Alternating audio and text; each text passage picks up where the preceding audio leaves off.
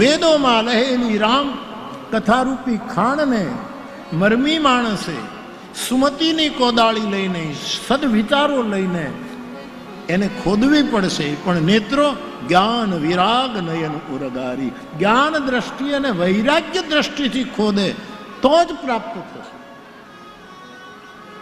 ચાલો, જ્ઞાન વૈરાગના નેત્રો આવી ગયા, સદબુદ્ધિની કોદાળી આવી ગઈ, કોઈની કૃપાથી આપણને એના મર્મો સમજાઈ ગયા.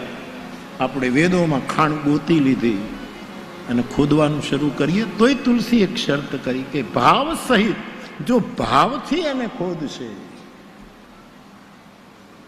તો સર્વ સુખદાયીની એમાંથી ભક્તિ મણીની પ્રાપ્તિ છે. પાછો ભાવ, જ્ઞાન હોય, વૈરાગ્ય હોય ને ભાવ ન હોય તો ભાવની બહુ જ.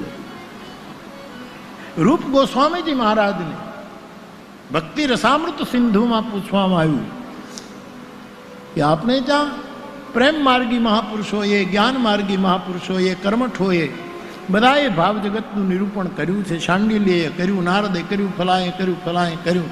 ભગવાન, આ કળયુગ છે, અમને એ બધા ગ્રંથો દૂર પડે છે, આપ થોડા નજીક પડો છો અમને. ચૈતન્ય પરંપરાના રૂપ ગોસ્વામી ભક્તિ રસામૃત સિંધુ, એમને પૂછ્યું કે આપની દ્રષ્ટિથી ઉત્તમ ભક્તિ કઈ, ઉત્તમ ભાવ કયો? ભાવ માની ભક્તિ, ઉત્તમ પ્રકારની ભક્તિ કઈ? અન્યાભિલાષી શૂન્યમ, પહેલું સૂત્ર. કેવલ કૃષ્ણ સિવાયની બધી જ અભિલાષાનું મીંડું થઈ જાય કે કૃષ્ણ સિવાય.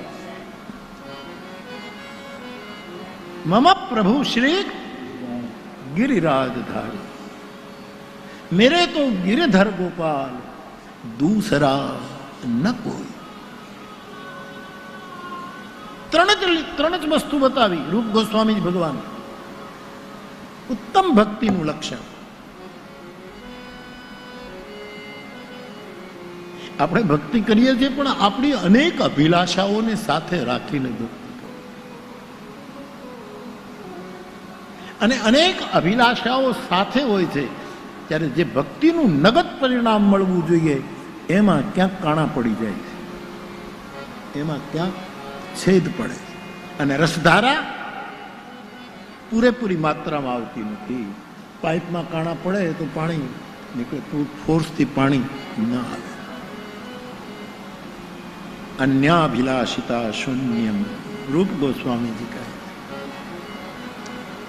જ્ઞાન કર્માદ્યાનાવૃતમ, જ્ઞાન અને કર્મથી અનાવૃત. હવે અમને જ્ઞાનની જરૂર નથી, ઠીક છે, અમે સહજ જે અમારા ભાગે આવ્યું કરીએ છીએ, બાકી અમારે કર્મની કોઈ જવાબદારી નથી અને જ્ઞાન અમારે જોતું નથી. આવો એક ભાવ પ્રગટ થાય. આનુકૂલ્યેન, ભગવાન કૃષ્ણને અનુકૂળ થાય એવી રીતે કૃષ્ણનું અનુશીલન કરવું. ભક્તિ ઉત્તમા, એ ઉત્તમ ભક્તિ. આપણને ઘણા માણસોની ઈચ્છા થાય સેવા કરવાની, અનુશીલન કરવાની, પણ ધ્યાન રાખવાનું એને અનુકૂળ પડે એવી સેવા કરવી, તો ભક્તિ ઉત્તમ. તો ભાવની, પ્રેમની બહુ જરૂર છે. જ્ઞાન વૈરાગ્યના નેત્રો હોય, સદબુદ્ધિની કોદાળી હોય, આ બધું જ હોય. પણ ભાવ ન હોય તો મુશ્કેલી છે. તો રામકથાનું પ્રાપ્તિ સ્થાન વેદરૂપી પર્વતો છે, ત્યાં આવી બધી ખાણો છે.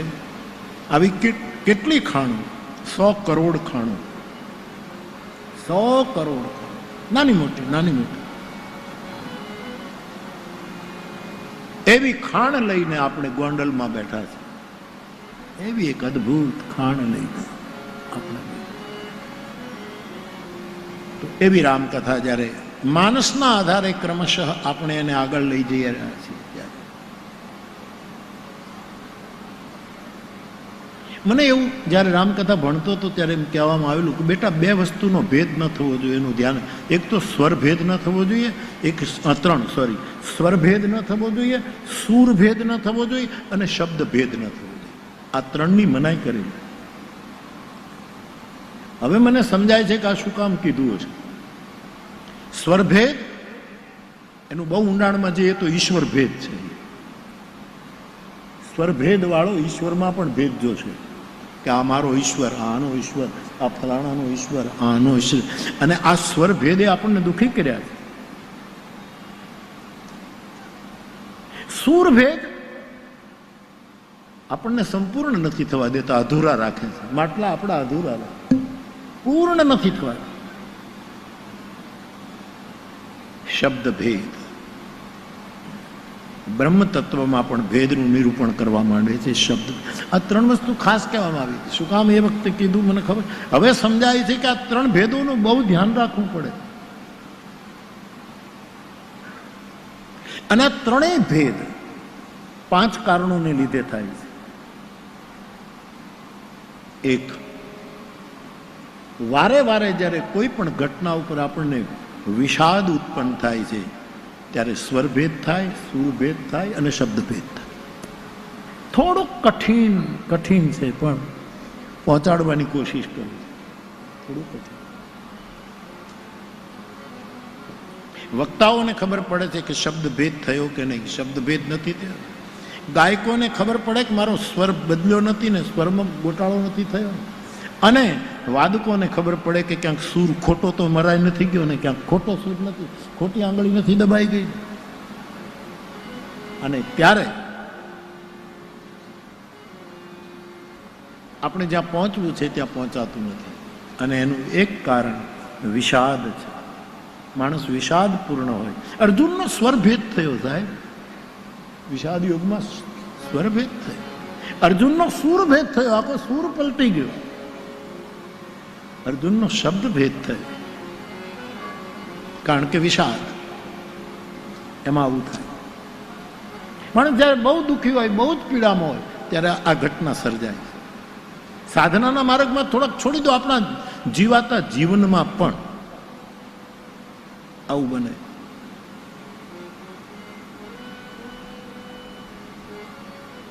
મારી આપણે એક માંગ્યા વગરની સલાહ, સવારનો પોર હોય ને ત્યારે ચીડચીડ ન કરવું. એ તમારો સ્વરભેદ કરશે. પછી તમને ગમે તેવા શબ્દો બોલવા પ્રેરશે અને તમે સુરભેદ કરી દેશો.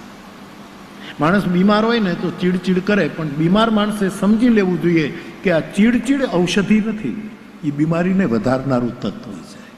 બીમાર હોય તો માણસ ગમે તેમ બોલે, એને કંઈ ગમે તે ખીજાઈ જાય, એ બધું કરે, પણ એ ઔષધિ નથી. કોઈ એમ કહે કે નહીં અમે બીમાર છીએ એટલે બોલીએ, પણ એ બરાબર છે, પણ ઔષધિ તો સત્વ શુદ્ધ સત્વ સમતા વિજ્ઞાન. આજે મારા પરમ સ્નેહી નીતિનભાઈના સંપાદન નીચે જે રામકથા સમર્પિત થઈ લોકોને, માનસ જુગ ધર્મ, અને મારે જયદેવનું બાવો બોર બાંટતા વાર્તા રે વાર્તા એ અર્પણ થઈ. એમાં જેમણે કેવલ હેતથી સેવા આપી છે, બધાને હું સાધુવાદ આપું છું. તો એ જો કથા મેં યુગ ધર્મની કરી, એમાં ખબર નહીં, એ તો હું જોઈશ હવે. પણ ચારે યુગના પોતપોતાના ધર્મો છે. મારા ભાઈ બહેનો, સવાર આપણે ભલે કળિયુગમાં છીએ, એમ કહે છે કે હડાહડ કળિયુગ છે અત્યારે, ભલે હડાહડ હું હાડું હોય, પણ જો આટલી વસ્તુ જો મારા તમારામાં સવારમાં પોરમાં રહે તો આપણે સદયુગમાં જ જીવીએ છીએ. એમાં પહેલું શુદ્ધ સત્વ ગુણ આપણામાં હોય, અને સમતા, ક્યાંય અસમાનતા ન હોય, અને વિજ્ઞાન વગર સમતા ના આવે. એક વસ્તુ યાદ રાખજો, જ્ઞાને તો તથાકથિત જ્ઞાને બહુ જ અસમાનતા પેદા કરી સમાજમાં, એના આપણે ભોગ બન્યા છીએ. તથાકથિત જ્ઞાનમાં તો સમાન દ્રષ્ટિ જોઈ, પણ આને મંદિરમાં અવાય, આને ન અવાય, આને અડાય, આને ન અડાય, આને આ સત્કર્મનો અધિકાર. આ જે તથાકથિત જ્ઞાને ભેદો ઊભા કર્યા, વિજ્ઞાન કોઈ દિવસ ભેદ ન કરે. સમતા વિજ્ઞાનનો સ્વભાવ છે. ઝૂંપડામાં એ લાઈન લે ઇલેક્ટ્રિસિટીની અને એ બલ્બ લગાડે ને સ્વિચ બોર્ડ લગાડી દે અને સ્વિચ ઓન કરે, તો એ ઇલેક્ટ્રિસિટી જે વિજ્ઞાન દ્વારા આવી છે એ ભેદ ન કરે કે હું ઝૂંપડામાં નહીં જાઉં, હું તો પંચતારક હોટલમાં જ જાઉં. એમ સમતા હંમેશા સમાન વિજ્ઞાન આ સત્વગુણનું લક્ષણ છે.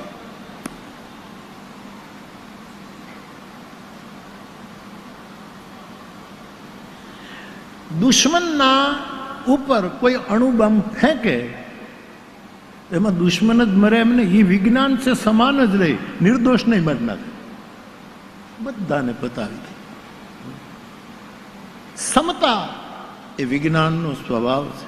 बिनु विज्ञान तुलसीदास जी विज्ञान नो अभ्यास जो बिनु विज्ञान की कोई समता पावी. विज्ञान वगर कोई ने समता आवशे? पाणी केम थाय? आ छोकराओ जे भणता होय एने कहूं पाणी केम थाय? H2O.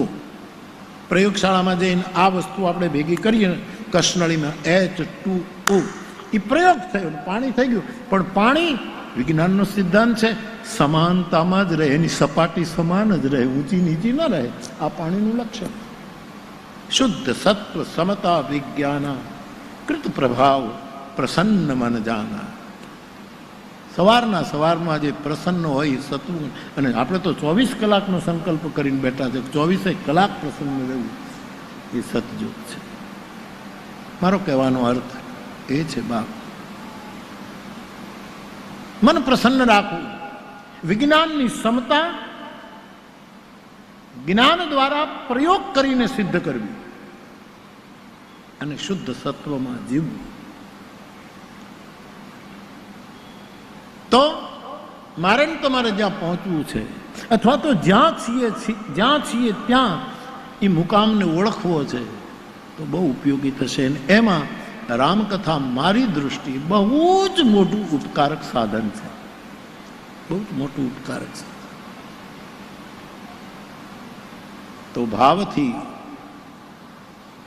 સદબુદ્ધિની કોદાળી લઈ જ્ઞાન વૈરાગ્યના નેત્રો વડે ભાવથી જે વેદોનું અધ્યયન કરશે, એમાં રહેલી રામકથાઓને ખોલશે અને એમાંથી પછી જે ભક્તિનો મણિ નીકળશે એને પછી જગતનું કોઈ વાવાઝોડું ઉલવી નહીં શકે. જ્ઞાનના દીવાને તો કેટલી વખત બુઝાતા આપણે જોયા છે. પવનનો ઝપાટો આવે, દીવ ઓલાઈ જાય, પણ મણીને ન ઘી જોઈએ, ન વાટ જોઈએ, ન કોડિયું જોઈએ, ન ચીમની જોઈએ. મણી સ્વયં પ્રકાશિત છે. એવી આ રામકથા ગોંડલને આંગણે મંડાણી છે. ત્યારે આમ છે ને ઘણી વખત યજ્ઞ ક્યાં મંડાય છે એમાં ભૂમિ પણ બહુ મોટું કામ કરે. આપણે ત્યાં જ્યારે કોઈ મોટા મોટા યજ્ઞ થાય ને તો ભૂમિ શોધન થતું, આચાર્યો મંત્રો બોલે અને ભૂમિ શોધન કે આ ભૂમિએ યજ્ઞ કરો.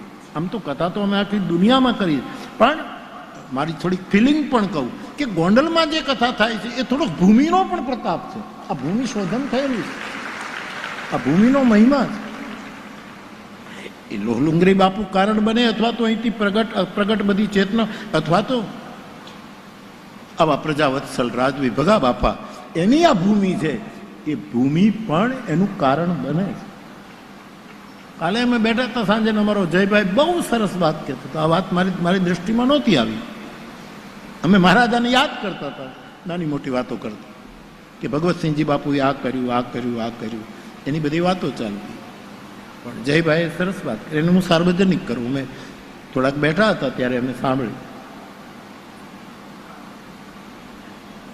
કબીર ગુરુદેવ રવિન્દ્રનાથ ટાગોર શાંતિ નિકેતન વિશ્વ સંસ્થા સ્થાપી અને એના માટે ફંડ એકત્રિત કરવા માટે રજવાડાઓમાં ગયા અને એમાં ગોંડલ પણ આવ્યા.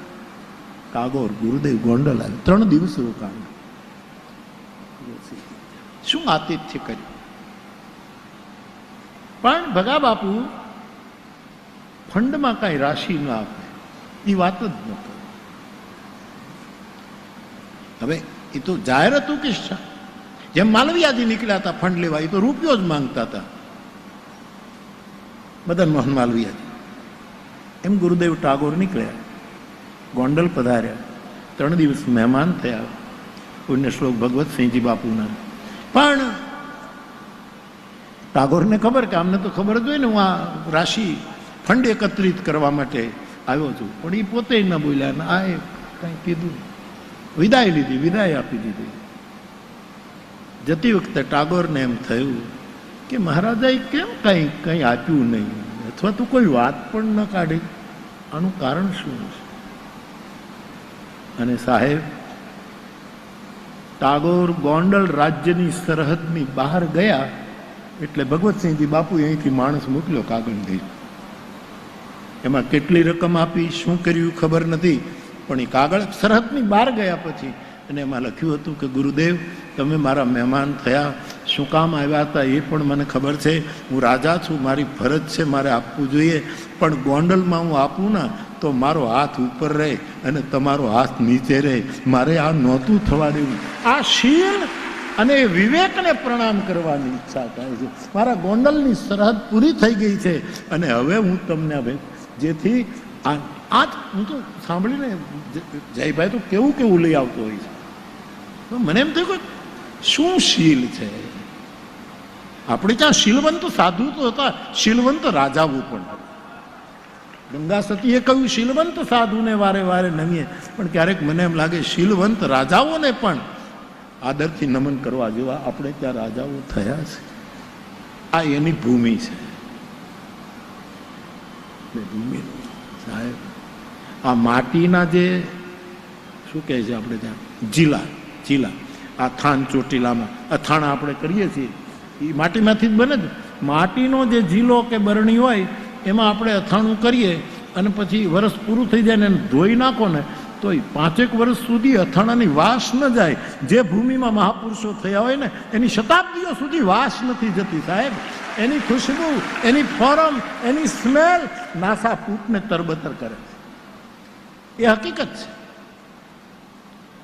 આ ભૂમિ અને ભૂમિ એટલે આનંદ તો અમારે તો લહેર જ કે 2 જણા સાંભળતા હોય તો અમે લહેરમાં હોઈએ અને જેટલા હોય. આ કોરોનામાં તો કોણ હોય, નિલેશ બેઠતો હતો એ રેકોર્ડિંગ કરવા માટે, નરેશ બેઠતો હતો, હું, અમે 3 જ જણા હતા કથા કરતા હતા. પછી થોડાક બહાર નીકળ્યા તો અમે 3-4 જણા જ હતા, 2-3 છોકરાઓ હોય ને હું હોઉં.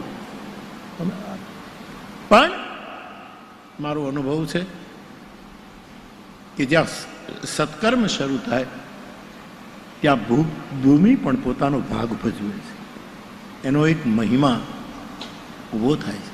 એવી ભૂમિ ઉપર જ્યારે માનસ રામકથાનું આયોજન થયું છે ત્યારે એ રામકથા કેવી છે એને સંક્ષેપમાં ધીરે ધીરે આગળ વધારવું. એના પહેલાં ફરી એક વખત આ બંને ચોપાઈઓનું સ્મરણ. તો હું તમને પહેલાં એ કહી દઉં કે વિષાદથી સ્વરભંગ થાય, વિષાદથી શબ્દભંગ થાય, વિષાદથી સૂર ચૂકાય. હવે એમાં વિષાદના કારણો ગોતવા પડે, વિષાદના કેટલા પ્રકાર, બહુ લાંબુ થાય. બીજું વિસ્મય. જ્યારે માણસને બહુ વિસ્મય થાય ત્યારે સ્વરભંગ થઈ જાય. આપણે કંઈક એવી ઘટના ઘટે તો ઓહો હો હો એમ બોલીએ, પણ ક્યારેક ક્યારેક એવી ઘટના ઘટે ઓહો ઓહો જે બોલીએ એમાં સ્વરભંગ થઈ જાય. આપણે આખું બોલી ન શકીએ. શબ્દ ભંગ પણ થાય, એનો સુરભંગ પણ થાય. વિષાદથી આ 3 થાય, વિસ્મયથી પણ થાય. માણસને જ્યારે બહુ હર્ષ થાય ત્યારે પણ આવું થાય.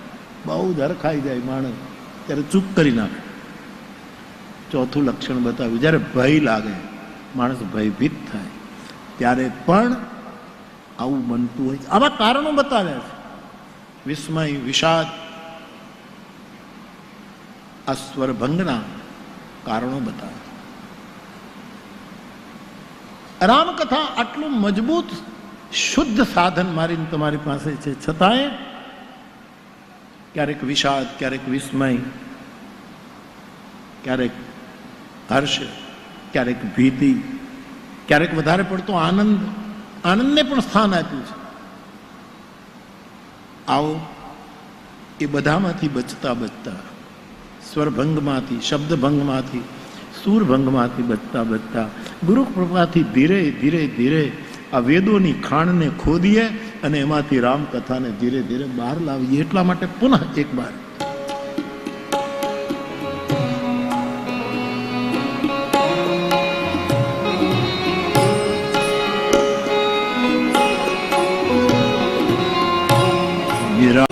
खगपति राम कथा में बरनी, खगपति राम कथा में बरनी, स्वमति बिलास त्रास दुख हरनी, स्वमति बिलास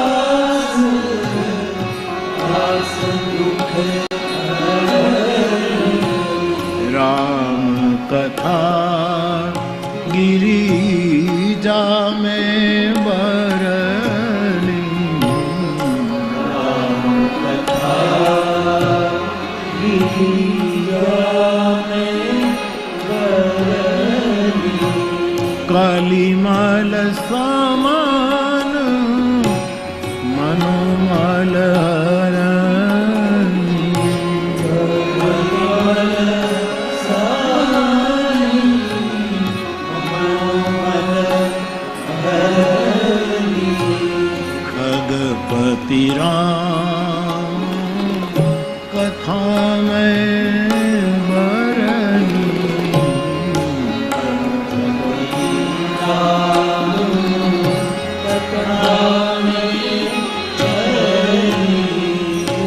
ગઈકાલની માનસની રામકથાના ક્રમમાં થોડોક વધારે મેં સંક્ષેપ કર્યો અને ભગવાનને જનકપુર પહોંચાડી દીધા. આજે એક ચિઠ્ઠી પણ આવી છે, એમાં કહ્યું કે બાપુ તમે બીજી બધી વાતને સંક્ષેપમાં કરી નાખી બરાબર, પણ અહલ્યાનું પ્રકરણ તમે જલ્દી કરી નાખ્યું, જેને તમે બહુ જ મહત્વ આપો છો. એ વાત સાચી છે.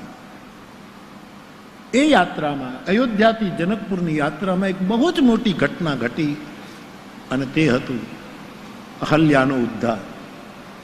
ઉદ્ધાર કરતા પણ અહલ્યાનો સ્વીકાર. આ સમાજમાં ઉદ્ધારકો બહુ દાવા કરે છે, અમે ઉદ્ધારક છીએ. સ્વીકારવાની વાત આવે ને ત્યારે બધા છટકી જાય કે અમે બિઝી છીએ, અમે અત્યારે નહીં, પછી મદદ. ઉદ્ધાર કરનારા બહુ જ છે, વિચારકો બહુ છે, ઉદ્ધારકો બહુ છે, ચિંતકો બહુ છે, સ્વીકારકો કેટલા? જરૂર છે રાષ્ટ્રને અને આટલી સુંદર ખૂબસૂરત પૃથ્વીને સ્વીકારક વ્યક્તિની. રામે સ્વીકાર કર્યો અહલ્યા. થોડુંક બોલીને આગળ વધુ જો પૂછ્યું છે. પહેલા તો સંદર્ભ વાલ્મીકીનો લીધો છે, કાલિદાસનો પણ મેં સંદર્ભ આપની પાસે મૂક્યો. કાલિદાસ એમ જ કહે છે કે શિલામયી છે, એ પથ્થર જ બની ગઈ છે. વાલ્મીકી એમ કહે છે ભસ્મશાહીની છે, ભસ્મમાં પડી છે, નિરાહાર છે, વાયુ ભક્ષા છે, વાયુ ખાય છે, આહાર બંધ કરી દીધો. આવી રીતે અહલ્યાને પેશ કરે છે. આખું પ્રકરણ વર્તમાન જગત માટે બહુ જ પ્રેરણાદાયી છે. હવે એ જે રસ્તો છે વિશ્વામિત્રના આશ્રમથી જનકપુર, એ કંઈ નાનો રસ્તો નથી, બહુ મોટો રસ્તો છે. લોકો ત્યાંથી જ યાતાયાત કરતા.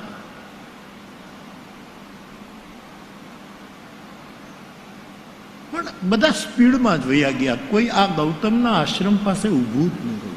આપણી દશા એ છે કે કોક પડ્યું છે ત્યાં આપણે ઊભા રહેતા નથી, આપણે આપણી સ્પીડમાં ભાગીએ છીએ. મારા રામે શું કર્યું? એ આશ્રમ આવ્યો ગૌતમનો, ત્યાં ઊભા રહી ગયા. અને ઊભા રહીને જોયું કે ગુરુદેવ વિશ્વામિત્રજી, ભગવાન, હા આ કોનો આશ્રમ છે? અહીંયા કોઈ વિદ્યાર્થી નથી, ખાલી ગુરુકુળની ઝોંપડીઓ છે, ગાયો નથી, વૃક્ષો સુકાઈ ગયા છે, આ બિલકુલ નિર્જન. અને ગુરુદેવ આ કોણ? ઉપલ દેહ ધરી ધીર, આ કોણ પડ્યું છે? આ કોણ છે?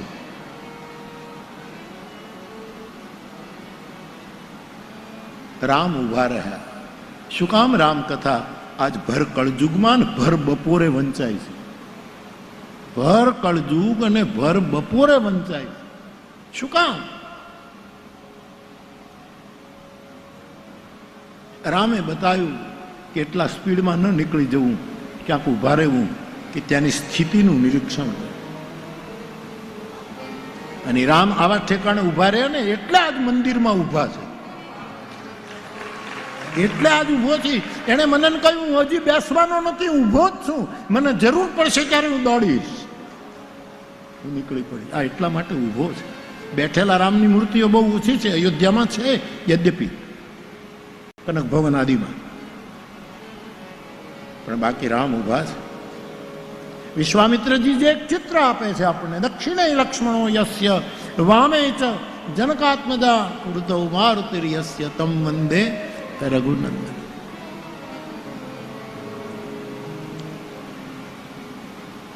મેં પહેલા બહુ વખત પહેલા એક વાત હું તમને કહેતો હતો કે એક ધનવાન માણસ પોતાની કાર ચલાવતો, સેલ્ફ ડ્રાઈવ કરતો સ્પીડમાં નીકળે છે. પોતાની ગાડી છે, ધનવાન છે, ડ્રાઈવરો ઘણા હોય, પણ ઘણા માણસોને પોતે જ ડ્રાઈવ કરવાનું ગમતું હોય, સૌની પોતાની રીત, એટલે પોતે એક સારામાં સારી ગાડી લઈ અને એ નીકળે છે. સડસડાટ નીકળે છે. એમાં કેટલાય વાહનો નીકળે છે, પહેલા નીકળી ગયા. એમાં એક માણસ, એક ગરીબ માણસ, ઝૂંપડાનો માણસ, એના નાના ભાઈને પક્ષઘાતનો હુમલો આવ્યો છે. આજુબાજુમાં ક્યાંય પ્રાથમિક સારવાર કેન્દ્ર નથી, રોડને કિનારે પેલાને આંચકા આવ્યા છે, હાથ પગ ખોટા થઈ રહ્યા છે. એને ઊભો રાખીને ઊભો છે, હાથ ઊંચા કરી, ભાઈ ગાડી રોકો ને ભાઈ સાહેબ, મને આ મારો ભાઈ છે, અમારે કોઈ ઉપાય નથી, અમને પહોંચાડો ને જ્યાં. પણ બધા નીકળી જાય. અડધો કલાક થઈ ગયો. એમાં શેઠની ગાડી નીકળી, સડસડાટ, 3 હનુમાન ચાલીસાના સ્પીડે, એટલે 120. સડસડાટ. બુભુક્ષિતઃ કિમ ન કરોતિ પાપમ ક્ષીણા નરા નિષ્કરુણા ભવંતિ. માણસ ઉપર દુઃખ પડે ત્યારે ભૂલ કરી નાખે છે. એ ભૂલને ભૂલ નહીં સમજતા. એણે એક ઈંટ લીધી અને પેલા શેઠની ગાડી નીકળી, એના પાછળના કાચ ઉપર ઘા કરી, અને કાચ તૂટી ન ગયો પણ એની અસર થઈ, અને પેલા એકદમ બ્રેક મારીને ગાડીને રોકી લીધી છે. એને એમ થયું કે મારી ગાડીને આવી રીતે, ગાડી રિવર્સ લીધી. આ છોકરો ત્યાં પથ્થર માર્યો, ત્યાં ઈંટ મારી. હા, કેમ? આ મારો ભાઈ મૃત્યુ શરણ જવાની તૈયારી. જેટલા નીકળ્યા નીકળી જ જાય છે. અમે ગરીબ છીએ, અમારો અધિકાર નથી, એ બધું બરાબર, પણ અમને કોઈ લિફ્ટ નથી આપતું.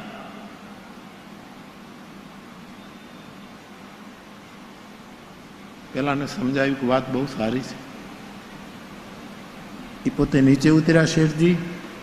આ છોકરાને જેને પક્ષઘાતનો હુમલો, એને એનો ભાઈ અને બેએ ગાડીમાં નાખ્યા, અને એ શેઠ એને સારામાં સારા દવાખાને લઈ ગયા સારવાર માટે. ડૉક્ટરોને કહ્યું કે આની જે કંઈ ફી થાય ને બધી મારે ભરવાની છે, આ સાજો થઈ જવો જોઈએ. એને ભરતી. એ શેઠ ઘરે આવે છે, એના છોકરાઓ ધનવાન છે. છોકરાઓએ પૂછ્યું કે પિતાજી આ કાચ કોણે ફોડી નાખ્યો, આ કોણે પથ્થર? કે એક માણસે. તો કે લાવો અમે લઈ જઈએ, કાચ બદલી નાખીએ. કે નહીં, મારે જિંદગીભર આ કાચ બદલવો નથી. કેમ? કે આ કાચ મને સ્મરણ આપશે કે એટલી સ્પીડમાં ન જવું કે કોકને પથ્થર મારવાનું પ્રેરણા મળે. એટલી સ્પીડમાં માણસ, મારો રામ ધીરે ધીરે ચાલ્યો છે અને અહલ્યાના સ્થાન પાસે ઊભા રહ્યા. બાપ ઊભા રહ્યા એટલું જ નહીં, પણ પથ્થર દેખ અહલ્યાને જોઈને પૂછે છે, આ કોણ છે? અને વિશ્વામિત્રજીને બહુ ગમ્યું. સાધુ છે ને પુણ્યાત્માના પક્ષમાં ઓછો હોય, પાપાત્માના પક્ષ